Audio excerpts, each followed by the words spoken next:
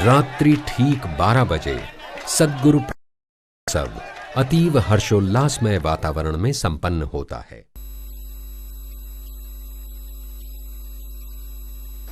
जैसे शिव पुष्टाजन की शक्ति सती पार्वती से प्राप्त होती है और श्री हरि नारायण को अपना वैभव लक्ष्मी माता से मिलता है, वैसे ही श्री प्राणनाथ जी की चेतना शक्ति का रूप उनकी अर्धांगिनी श्यामा जी हैं, जिन्हें आदर से बाईजूराज कहा जाता है।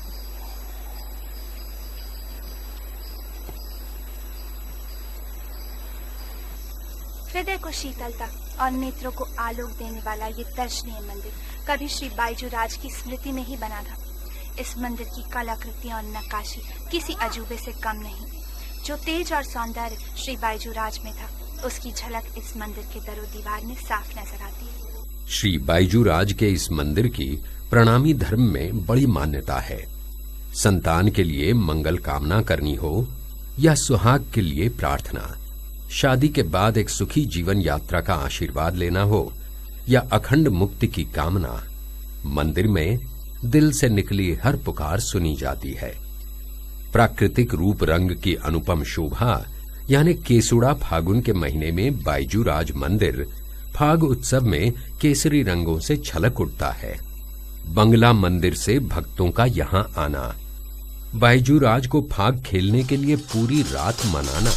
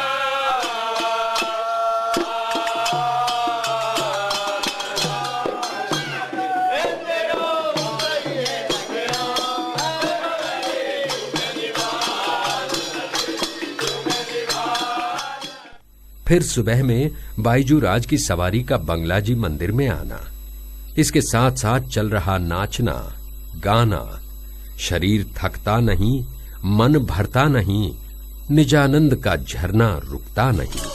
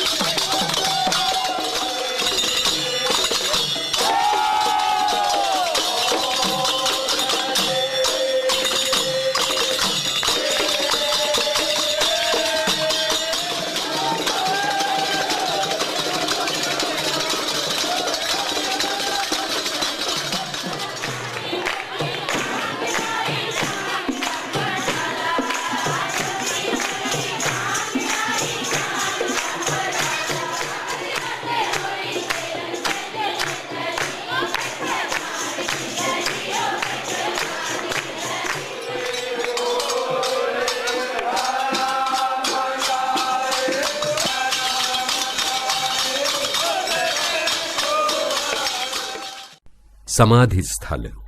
श्री बायजूराज जी एवं सुंदरसाथ का ये समाधि स्थल है, जहां स्थानीय सुंदरसाथ के पार्थिव शरीर को समाधिस्थ किया जाता है एवं बाहर के सुंदरसाथ भी अस्थियां फूल लाकर यहां श्रद्धांजलि देते हैं। श्री प्राणनाथ जी महाराज जब सूरत से मेड़ता आदि स्थानों में होते हुए दिल्ली आए तो मुगल शासन द्वारा हो रहे हिंदुओं पर अत्याचारों से बहुत दुखी हुए।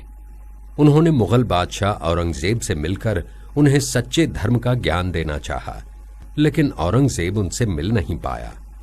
अब श्री प्राणनाथ जी को तलाश थी एक ऐसे शक्तिशाली हिंदू शासक की जो औरंगजेब के अत्याचारों का अंत कर सके। श्री प्राणनाथ जी का ये अभियान महाराज श्री छत्रसाल जी से मिलकर पूर्ण हो गया।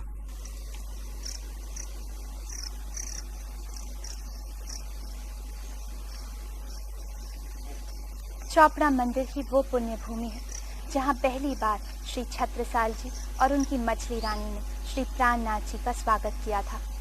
कहते हैं प्राणनाथ जी से मिलकर मछली रानी इतनी भाव विभोर हो गई कि पावड़े के रूप में उनके कदमों तले अपनी साड़ी बिछाकर उनका स्वागत करने को तैयार हो गई। ये देखकर महाराज श्री छत्रसाल ने अपनी पगड़ी निकालकर सिंहासन तक बिछा दी, किंतु रानी की भक्ति भावना को देखते हुए श्री प्राणनाथ ने ये चमत्कार किया कि छत्रसाल जी की पगड़ी लंबी होते हुए भी सिंहासन तक पहुंचने में छोटी पड़ गई। सिंहासन तक पहुंचने के लिए जो जगह बची थी उसे रानी ने अपने आंचल से ढाक दिया।